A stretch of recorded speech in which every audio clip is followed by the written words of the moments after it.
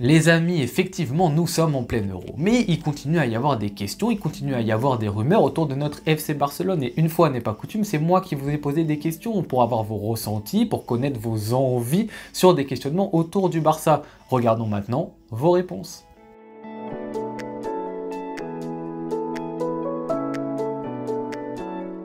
Les amis, nouveau petit format sur la chaîne. Cette fois-ci, c'est moi qui pose les questions et vous y répondez. Les amis, vous avez vu la semaine dernière, je vous ai posé 5 questions. Vous avez été assez nombreux à y répondre, même certaines fois à commenter des petites choses, etc. en dessous du sondage. Donc, merci beaucoup pour ça. On va aujourd'hui commenter vos réponses. Et déjà, avant de commencer, la première chose qui m'a surprise, c'est qu'à chaque fois, il y avait une réponse qui sortait largement du lot par rapport aux autres. Alors que des fois, je me disais, ah, va y avoir match, etc. Non, apparemment, sur toutes les questions, il y a une grosse majorité qui se focalise sur une réponse. Première question les amis, autour du futur d'Ansu Fati, que doit-on faire? On voit qu'il y a évidemment une majorité de gens qui est pour on lui laisse une chance durant la pré-saison, 58%, mais moi ce qui m'a surpris c'est le 26%, non on le vend direct. Les amis vous êtes durs, plus d'un quart d'entre vous, vous êtes en mode mais non pas de nouvelle chance pour Ansu Fati. Alors oui on est d'accord, ça a été compliqué les derniers moments avec le FC Barcelone, il a été prêté à Brighton, il fait vraiment pas une super saison, voire catastrophique, en plus il s'est reblessé à certains moments. C'est très très dur, mais décidément plus d'un quart d'entre vous qui disent no chance Ansu Fati, c'est mort, on le vend instantanément. Ah ouais, je vous trouve dur. Bon, moi j'ai déjà exprimé mon avis là-dessus, hein. Je suis vraiment plutôt du mode on lui laisse une dernière chance parce que c'est un joueur pour lequel j'ai un petit peu d'affection, donc j'ai envie de le voir réussir au Barça, etc. Bon, ça sera sa dernière, hein. C'est sûr qu'après cette saison, moi j'ai pas envie de lui donner sa chance, mais franchement, regardons la pré-saison. Si la pré-saison vraiment Flick, il voit un joueur zéro envie, zéro détermination, très fragile, mentalement avec des blocages, etc. Oui, bon, là, il faut quand même peut-être songer à peut-être s'en débarrasser. Mais s'il voit un joueur investi, qui se donne à fond, qui n'est pas à 100%, hein, j'attends pas qu'Ansu Fati, à la pré-saison, ça soit Lionel Messi, hein, bien évidemment. Hein. Donc, tranquillement, il faut qu'il reprenne du niveau progressivement. Mais un joueur investi, qui se donne, etc., qui montre des choses intéressantes, parce qu'on sait qu'il peut montrer des choses intéressantes, joueur qui a une faculté d'être bon devant les cages, joueur qui a des facultés à être bon dans le demi-espace, oui, il peut quand même apporter s'il est à 100%. Donc, laissons-lui une chance, la pré-saison les amis, soyez patients. Plus d'un quart d'entre vous, non, vente direct. Vous êtes des ouf les gars. Deuxième question portée sur le futur des Joao, mesdames et messieurs. Et une nouvelle fois, grosse majorité, cette fois-ci pour conserver les deux Joao. Joao Félix, Joao Cancelo, on les garde à 62%, mesdames et messieurs, sur une question à 4 réponses possibles. Donc c'est une large majorité d'entre vous. Vous avez raison, certainement moi j'aurais eu la même chose. Alors ceux qui me suivent sur la chaîne, vous savez très bien que j'ai des grosses difficultés à supporter Joao Félix, c'est compliqué pour moi, mais j'essaie de respirer, de faire un effort, de me dire ok, on va encore être patient. Le mec a raté à Atletico sous Simeone, le mec a raté à Chelsea, le mec a raté au Barça sur sa première saison avec Xavi. On va lui laisser encore une occasion avec un nouvel entraîneur, avec le Barça sous Flick. Ok, je lui laisse. Vous me connaissez, je suis patient, etc. Je lui laisse une deuxième chance, mais ça sera la dernière, hein, parce que s'il se replante cette année, ça va être chaud. Je tiens également à préciser que les prêts, c'est pas gratuit. Parce que là, on a en idée, oui, on les conserve. Bien évidemment qu'on les conserve dans le meilleur des mondes, mais se voir prêter les deux Joao, c'est pas gratuit, il faut payer des salaires, etc. Par contre, si on nous demande de payer un transfert pour Cancelo ou Félix, ah là tout de suite la question elle va être beaucoup plus compliquée. Moi si on me demande 40 millions là pour Joao Félix, je dis non tous les jours. Hein. Tous les jours, Cancelo, on va plus se poser des questions, etc. D'ailleurs, vous êtes quand même beaucoup plus nombreux à vouloir conserver juste Cancelo et pas Joao Félix qui n'est qu'à 7% lui tout seul. Même limite, lui, il est derrière le fait de supprimer les deux Cancelo.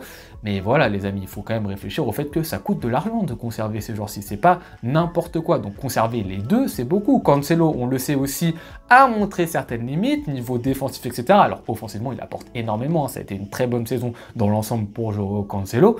Mais il faut aussi réfléchir un tout petit peu à ça par rapport aux forces qu'on a déjà en présence du côté du FC Barcelone. Mais, dans la globalité, je suis quand même assez d'accord avec vous. Mesdames et messieurs, on arrive sur la troisième question. Je vous ai demandé quel joueur, quelle grosse vente nous devons réaliser cet été du côté du FC Barcelone. Et c'est Rafinha qui sort largement en tête avec 63% des votes, mesdames et messieurs, suivi par De Jong qui est lui suivi par Araujo.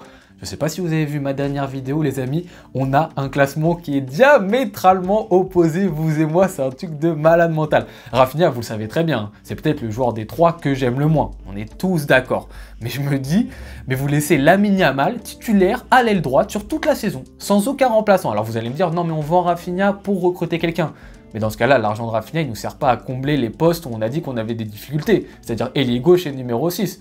Juste vous vendez Rafinha pour racheter un ailier droit. Je sais pas si c'est très pertinent parce que Lamine Yamal, il faut qu'il continue lui également à progresser. Mais il faut absolument un backup derrière. Lamine Yamal, il ne peut pas enchaîner toutes les 90 minutes comme ça, même si le statut, on l'a dit, a totalement changé. Donc je garde Rafinha qui en plus est un joueur, on l'a dit, dans le demi-espace qui est très intéressant. Et qui est-ce qui aime les joueurs demi-espace? C'est Hansi Flick.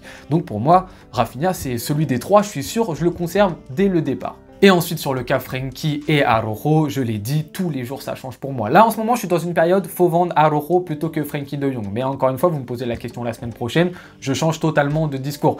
Voilà, donc Araujo, on le sait, défenseur ultra imposant, athlétiquement c'est très bon, etc. Il y a des points positifs, arrive à prendre des grands joueurs en un contre un, c'est très bon, mais a montré une fin de saison où il était en difficulté mentalement, il n'a pas su se remettre d'équerre, il n'a pas su aussi faire de l'autocritique, il n'a pas su montrer un certain amour pour le FC Barcelone. Moi ça c'est des petites alertes, des petits points négatifs, alors que c'est un joueur de base que j'apprécie beaucoup. Du côté de Frenkie de Jong, on est sur le plus gros salaire du FC Barcelone, un salaire en plus qui n'arrête pas d'augmenter d'année en année, un joueur qui stagne un peu, enfin en tout cas on a cette petite impression, voire même cette année il a carrément régressé parce qu'il n'a pas du tout été bon dans son rôle de numéro 6 qui balaye devant sa défense. Donc voilà, c'est très compliqué, les deux ont des qualités et des défauts. Frenkie de Jong, moi je me dis quand même, eh oh, Gavi il va pas revenir de sitôt, hein. Gavi il a une grosse blessure, pour revenir à 100% il va mettre minimum 1 an les amis, donc il faut quand même quelqu'un à côté. Pedri on le sait en ce moment, bah, ça se blesse tous les 2 mois, donc on croise les doigts, on espère pour lui que ça va se régler, mais si ça se règle pas, bah, Frenkie de Jong il reste important et Gundogan il commence à se faire de plus en plus vieux, malgré que ce soit un excellent joueur. Donc Frenkie, quand j'entends oui il a un poste où il y a énormément de monde, il faut peut-être un tout petit peu tempérer là-dessus. En revanche, sur le salaire, je suis totalement d'accord avec vous. Et sur son niveau l'année dernière, totalement d'accord avec vous. Comme je vous l'ai dit, moi, ça change toutes les semaines. Mais en ce moment, je suis plus team, bah, Araujo, faut qu'il s'en aille. Surtout, si Koundé, il est replacé dans l'axe qui a apparemment l'envie de Flick. Donc là-dessus, les amis, sur ce sondage, on est diamétralement opposés sur tous les choix. Quatrième et avant-dernière question, mesdames et messieurs, je vous ai demandé qui faut-il au FC Barcelone pour renforcer notre côté gauche offensif. Et à 68% dans un choix à 4 têtes, vous avez décidé de prendre Nico Williams. Donc c'est une grosse majorité et je vous suis totalement là-dedans, les amis. Nico Williams, on sent qu'il y a un truc avec le FC Barcelone. Ça fait des mois et des mois qu'il y a une rumeur, même s'il a prolongé, la rumeur a continué. On le voit aux côtés de Pedri, on le voit aux côtés de Lamine Yamal, très souvent sur les photos en train de rigoler, etc. C'est un joueur espagnol, c'est un joueur qui a évolué en Liga. Oui, on sent que l'histoire est écrite avec le FC Barcelone et Nico Williams, joueur avec une clause libératoire entre 50 et 60 millions, joueur à qui il reste encore de l'amélioration. Il faut encore qu'il fasse des progrès, Nico Williams, notamment dans le jeu intérieur. Joueur collé à la ligne, très fort, très percutant, très rapide, mais dans le rôle intérieur, a des difficultés des fois à combiner, etc. Donc il faudra faire attention à cela, mais ça reste aussi un très jeune joueur. Contrairement justement à Xavi Simons que vous avez mis en deuxième, je pense que vous l'avez mis en deuxième parce qu'il y a une petite histoire avec le FC Barcelone aussi. Il y a votre petit cœur qui est un tout petit peu brisé par rapport à ça, il me semble, mais un nouveau prêt de Xavi Simons, un nouveau joueur en prêt pour le Barça, c'est un peu compliqué, je trouve. En plus, j'ai un tout petit peu peur que Xavi Simons, ça soit un tout petit peu plus et un tout petit peu trop focalisé niveau axial. C'est un peu mon petit doute par rapport à ça. Vous avez mis Diaz en troisième. Je pensais que vous allez le mettre deuxième, Diaz. Vous avez mis Diaz en troisième. Pourtant, ça peut être un joueur, je pense, très intéressant, mais beaucoup trop cher. Je pense que c'est une rumeur qui n'aura jamais lieu. Alors qu'Kingsley Coman, c'est également une rumeur. C'est n'importe quoi, je pense. Et en plus, il se blesse tous les 2-3 mois, alors que c'est un joueur fabuleux, hein, Kingsley Coman. Mais ses blessures à répétition, ça le plombe totalement. Oui, lui aussi, je pense que c'est une rumeur. Faut même pas y croire. Mais en tout cas, Nico Williams, je suis 100% d'accord avec vous. Et enfin, mesdames et messieurs, la réponse sur laquelle vous avez été le plus d'accord tous ensemble, et je suis tellement fier de vous, mais tellement fier de vous, la communauté, carrément ma voix, elle part en freestyle quand je le dis. Vous avez dit, si Flick réalise une saison blanche, on regardera tout d'abord le niveau de progression de l'équipe pour juger de son avenir.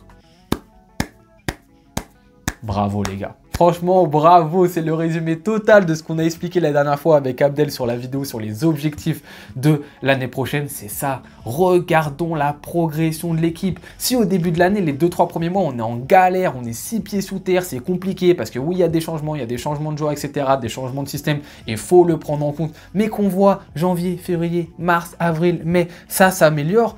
Les gars, remarquons et focalisons-nous là-dessus. On peut avoir une saison blanche, on arrive à 85 points en Liga, mais le Real en fait 89. En Ligue des Champions, on est éliminé par un très très gros club. En Coupe du Roi, bah mince, on s'est fait avoir parce que l'arbitre, il a pas vu ça, il a pas vu ça. Et en Super Coupe, on a perdu une finale. C'est totalement possible. Et alors, tant qu'il y a une progression, les amis, c'est le plus important. Alors, il y a 21% des gens qui ont dit c'est la première saison, donc Flick, quand même, on le garde, on a le droit à l'erreur, etc. Faut faire attention là-dessus, je suis un peu d'accord avec vous, les 21%, mais attention quand même une nouvelle fois à la progression. Parce qu'en revanche, si c'est l'inverse et qu'au tout début on est très fort et qu'au bout d'un moment ça stagne ou que ça régresse, là par contre on va pouvoir commencer à critiquer Flick. Parce que là, c'est à partir de ce moment-là qu'un entraîneur peut être critiquable, quand il n'y a pas d'amélioration et quand il y a une stagnation au niveau du jeu et au niveau de l'amélioration des joueurs. Et à côté de ça, tu as 10% d'irréductibles personnes qui sont là en mode il faut le virer tout de suite. Nous, c'est les résultats, les résultats, les résultats. Je suis vraiment désolé pour vous, j'ai vraiment de la peine pour vous. C'est dommage, ça se joue à très très peu de choses. Vous auriez dû supporter un club qui est un peu plus au centre de l'Espagne, un club où ils jouent en blanc à domicile, vous savez. Eux, ils gagnent très très souvent beaucoup de choses. C'est vraiment dommage, ça se joue à très très peu de choses. Vous avez décidé de supporter le club catalan qui joue en bleu et rouge. Donc vraiment désolé pour vous, il n'y a que le résultat. Mais alors le jeu, on n'en a rien à cirer. La manière, l'amélioration, on le met à la poubelle, on s'en fiche totalement. Vous savez très bien que je ne suis pas du tout de cette équipe-là. Après, c'est votre droit, chacun, entre guillemets, son éducation footballistique, mais je ne suis pas du tout de celle-ci. Voilà, désolé pour vous les amis, je m'attaillerai avec Flick sur l'amélioration de l'équipe et je serai patient avec lui comme j'ai été patient avec Xavi. Je vous suis la majorité, 69%, je suis avec vous. Les amis, c'est la fin de cette très courte vidéo, ma réaction à vos réponses autour du FC Barcelone et je vous promets, c'était super instructif de lire vos réponses au sondage, de lire même vos commentaires au sondage. Il y en a certains qui ont très très bien argumenté, très bien détaillé leur choix, donc c'était vraiment génial, je vous remercie beaucoup pour l'avoir fait. Ça permet d'avoir un regard nouveau sur certains choix, de se dire ah tiens, la majorité des supporters de ma commune, etc. et pour ça, donc c'est toujours bien pour prendre encore plus de hauteur par rapport à une situation. Donc merci beaucoup, merci d'avoir regardé cette vidéo les amis, on se retrouve comme d'habitude très bientôt. Je vous souhaite bonne journée ou bonne soirée en fonction de quand est-ce que vous la regardez. Ciao.